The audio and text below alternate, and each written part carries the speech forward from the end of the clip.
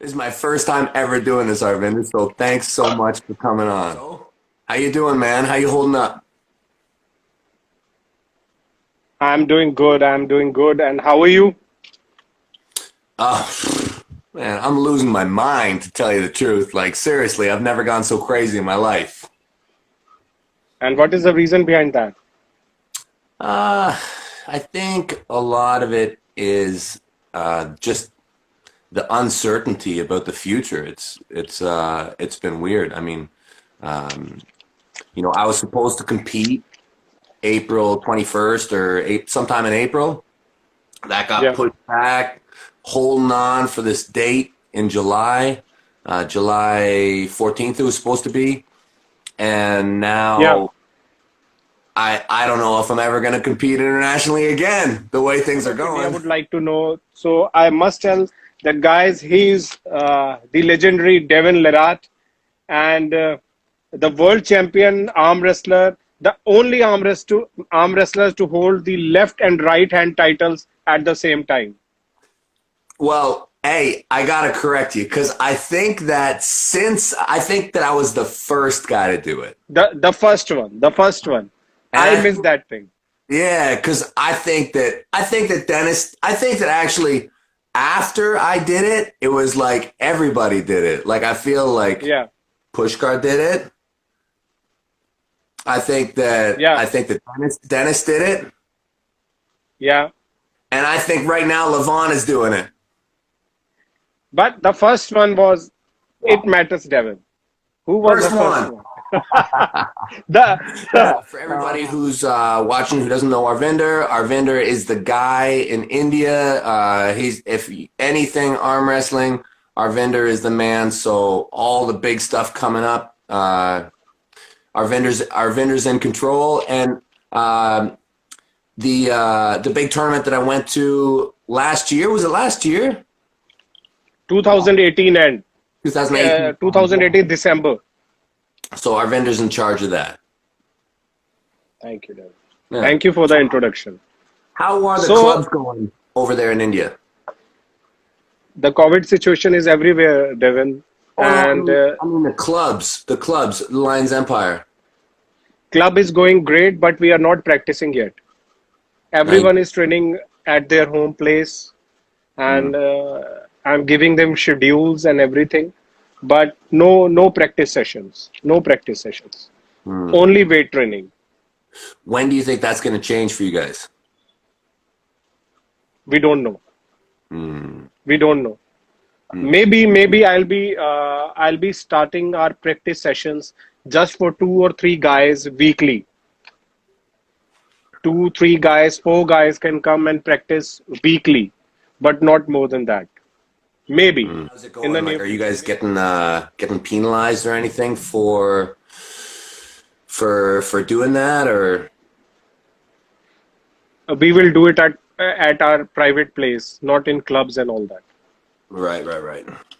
Good. If the things will get better, only then. Otherwise, we don't take any chances. We won't take. Yeah, yeah. So what about you? Are you getting huge? Are you blowing up? No, I'm getting fat. Oh, I'm nice. There we getting go. fat. No workout since 2 or 3 months, and there is no reason behind that. Only laziness. What do you Only think? laziness. You think you're going to be able to pull off a championship this year?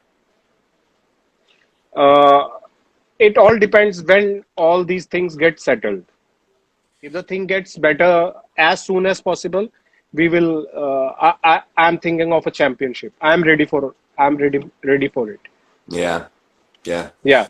It's tough to tell right I now. want to tell everyone here out in India that you were in Canadian Armed Forces also. Yeah, yeah, that was great. That was You were there. that was How most did it started? How did it started? well. It started totally by fluke. Um, I was working on the oil field, so that's like kind of manual labor. It's what a lot of people do who think that they've got a good back and good arms and can work. I went out there after high school just to be a laborer, and they pay really good. But there's something called spring breakup, and that's when in Canada in the spring it goes from frozen to thawed, and on the way to winter everything freezes. And so there's a time period there when the roads are restricted for what you can drive. So they don't let super heavy trucks on the road. So a lot of the oil field industry will shut down. Okay. So, yeah, so I was on vacation. I came back. I was visiting a friend of mine out in Kingston, and he was busy for the morning. I was walking around. There was a recruiting office, and I really just walked in the door, and they're like, "You want to do some testing?" And I was like, "Of course I want to do some testing." And that was basically it. They hooked me, they snagged me in, and yeah, the rest is the rest. So Devon got hooked. Devon got hooked. I did, yeah. There was a lot of things that I was like, that could be a lot of fun. I didn't know before I walked in that recruiting office that I was going to spend the next 20 some years of my life as a soldier. But I'm really 21 years. 21 years. I did like a year or so. So I think I walked in that office in May of '95, and then so that was in the reserves, and then the following October, so October '96, I transferred to the regular force, and then I did 20 years in the regular army. That's a long time. Huh? It was great. And it was great. Yeah, great experience. Yeah, I really enjoyed it. I really enjoyed everything about it. Like there's ups and downs, but overall, I think it's a really enjoyable career. And what was the toughest part in that period of time? What was the toughest part during that journey? I'll tell you that the most difficult times, I think, in anything is when you get your foundation a bit shook. There were times when I think it was I didn't really know if you start to question, whenever you start to question your actual overall mission, things become extremely, extremely difficult for you to do them. And there were times when I was like having a hard time swallowing it. I wish, it's interesting to me.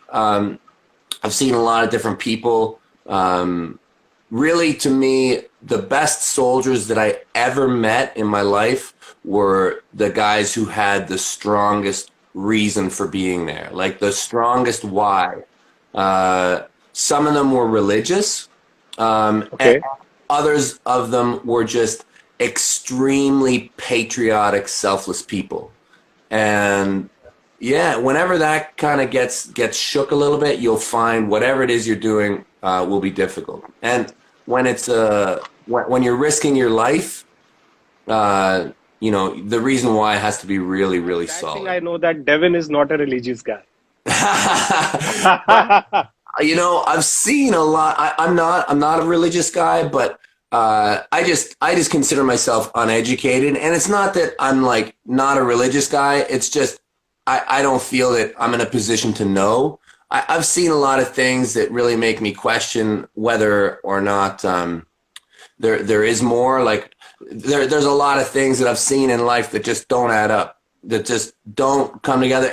And I know that when religion is done properly, it's a beautiful thing. It's so beautiful. And right. Yeah, and when religion is done wrong, it can be a terrible thing. I'll tell you, one of the most incredible things that I've ever seen in my entire life was something that you brought me to. Okay, yeah, I got it. I got it. Yeah. That was an amazing journey I had with you Yeah. that we experienced together. I I feel like that's the best thing that I got from India. Like, don't get me Okay, wrong, I love the arm means a wrestling. lot. I love the food. I love the Taj Mahal, but man, that temple and everything that surrounded it, I didn't Yeah. think that there was anything like that in this world. Yeah, that means a lot. And guys, I must tell you that Devin is talking about Golden Temple, the Darbar Sahib. We went to Darbar Sahib, and Devin was all amazed after visiting that place. Devin, everyone wants to know one thing: how did arm wrestling came into your life? What was your Oh, first experience? I've told this story many times, but so it started off with my grandmother. Okay, Yeah. So my grandmother, so the story goes, she was like the champion of Alberta. Alberta's one of the provinces in Canada. That's actually where I went to work oil field. It's probably like when you think about like what the provinces are, Alberta's probably like our toughest, like most hardworking province in Canada.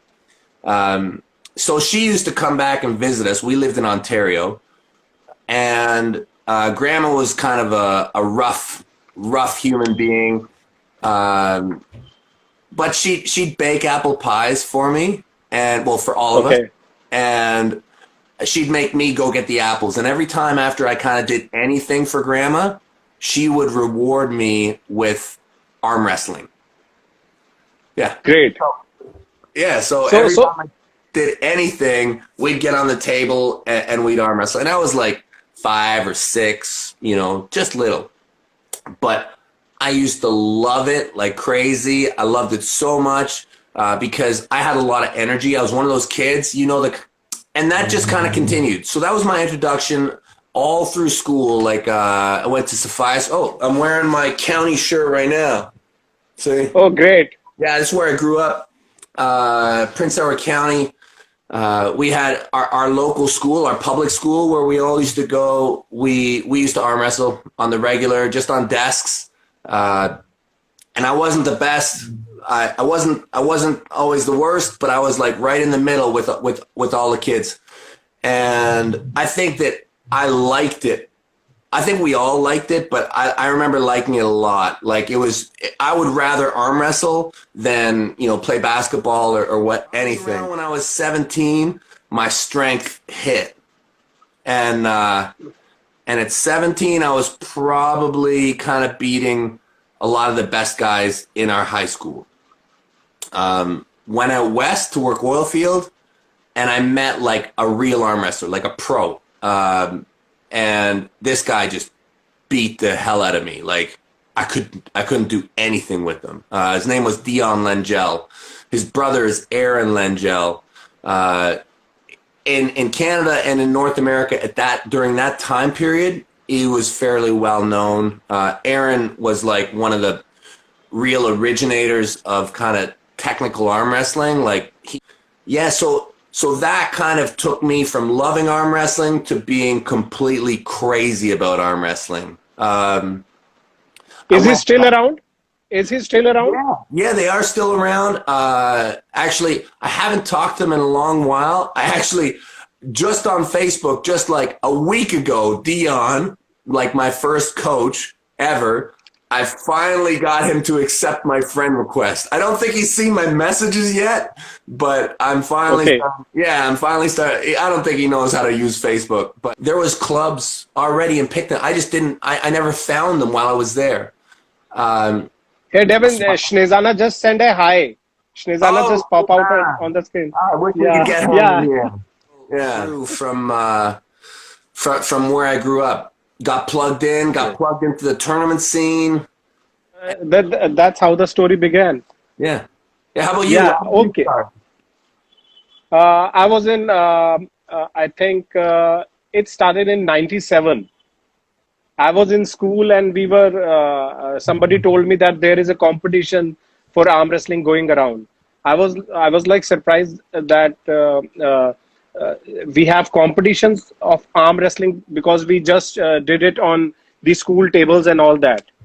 And suddenly we got to a competition, and I got third place in that competition in juniors, and that's how it started.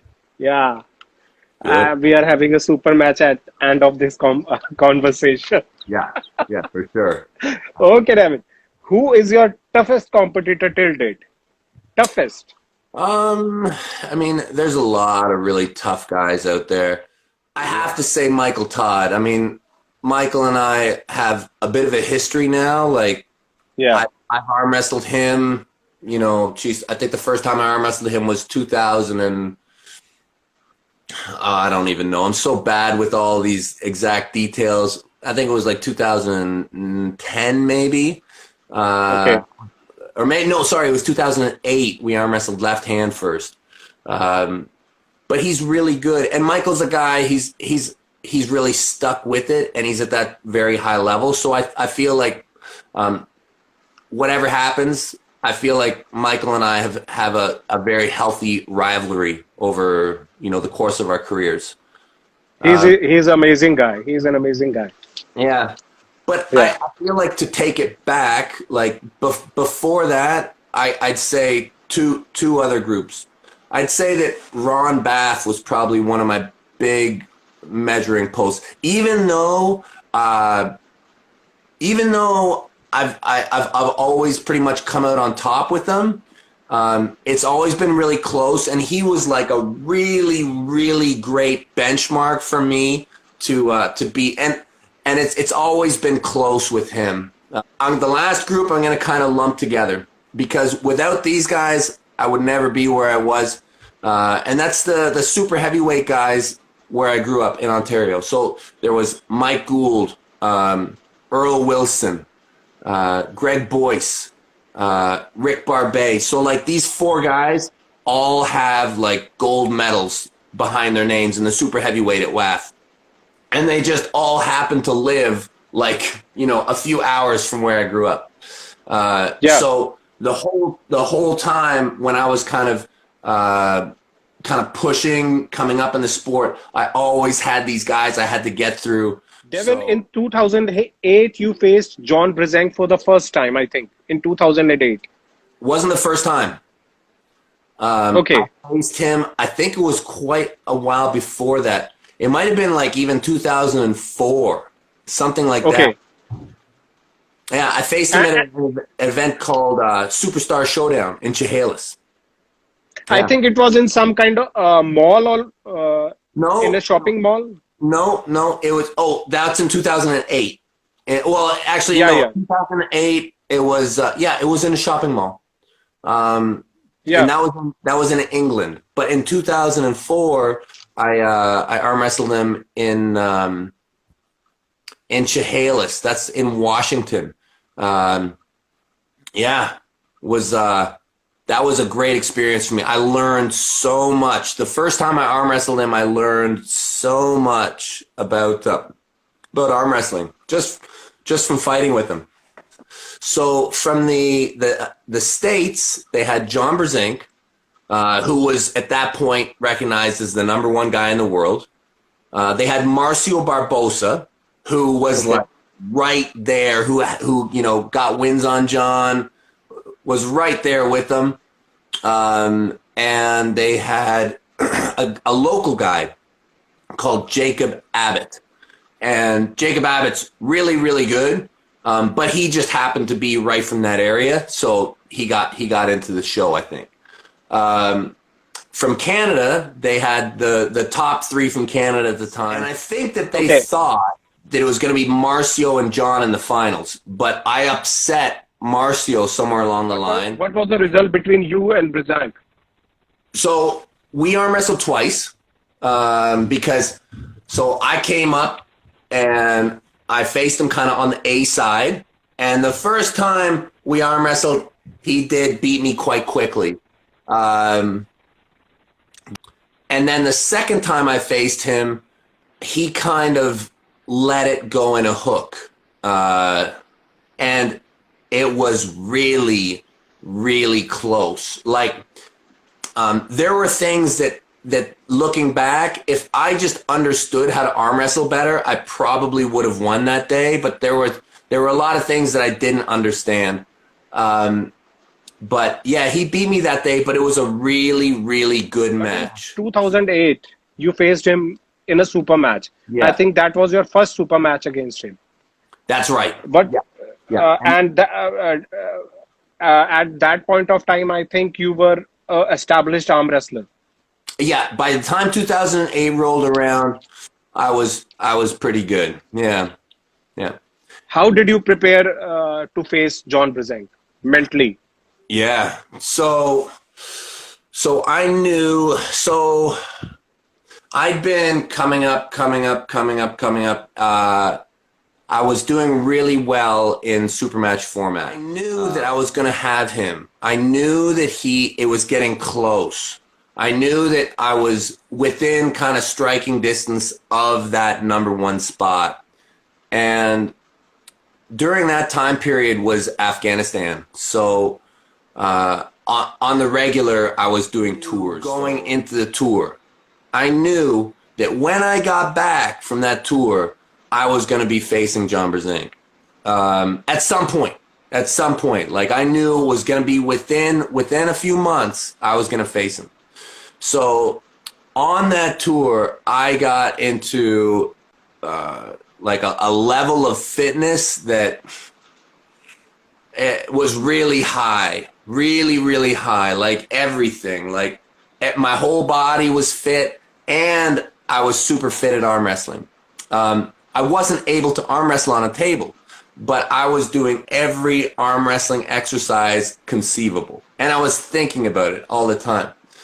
I got back home, and like so much happened. Like I got home, my daughter was born,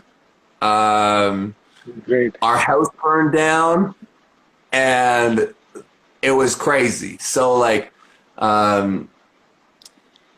so all that fitness that I had, all of a sudden my time got cut dramatically. So I didn't have basically any time because new baby and no house to live in. Okay. Yeah. So we took our family and we moved to my mother's house down in What I did to get ready was I arm wrestled like probably 3 or 4 times a week. So twice with the Belleville Club, and then I drive up to Ottawa and I do like 2 practices in Ottawa. So I do like 4 hard practices a week. So everything, all my fitness, everything, the last final piece was me just arm wrestling. And then I took my time off and I came in, and I would have been really, really difficult for anybody that day. I think really I was healthy, I was young, I knew how to arm wrestle, I was in immaculate condition, and I was extremely motivated. That's a good, amazing story. You told me that your house got burned, and still you were able to cope up with that and go on the table to fight, and that's not an easy thing, Devon. I No. think it's a lot to do with your training in the army. It does it not only gets you tough with the body, but also in the mind also. I think army training does a lot to you. I agree. Some losses also. Yeah. And It to me, loss is such an interesting thing. Nobody wants that loss. You know, we all have this ego, right? Where we want to win. We want to win in everything that we do. Losing is always where you get your best information. I can't really think of too many great lessons that I've had from winning in my life. All the best lessons are always in losing. But I've gotten to a place now in my life where in something like arm wrestling, I'm very welcoming of the loss. Like I'm really open to it. I almost have gotten to a place, and this is gonna sound funny, and probably a lot of people aren't gonna like to hear this, but one of the reasons why I've cut back my training on my left hand is to be able to learn more, is to be able to experience more loss. It's a better place to be if you know that you can both win and lose. That's a great lesson, Devin. That's not a small thing that you have given us this lesson, that winning and losing both are important. Both are important for the growth. So important. I would love to host that match in Lawrence Empire Classic in the future. You versus Alexei. Oh my God, would I ever love that? You versus Alexei. And I would love to host that. I would love that. I would love to pull Alexei Vovoda. The way I see it is I'm going to arm wrestle like forever. Like I want to promote arm wrestling. There's so many things that I want to do with our sport because I really believe it's a great thing. Alexei Vovoda to me is like superstar. I've never actually met him in person. I talked to Alexei. Obviously, I've watched every single match that he's ever done. To meet Alexei and have a match, oh man, that would be so cool. That would be so cool. Yeah. And I would like to host that match in India, in Lawrence Empire Classic. Okay, I would love to. Yeah. I would love to. Oh, would I ever be? You would make me so happy. You would make me so happy if we could do that. I'm so optimistic about Indian arm wrestling. You guys that was my next question to you.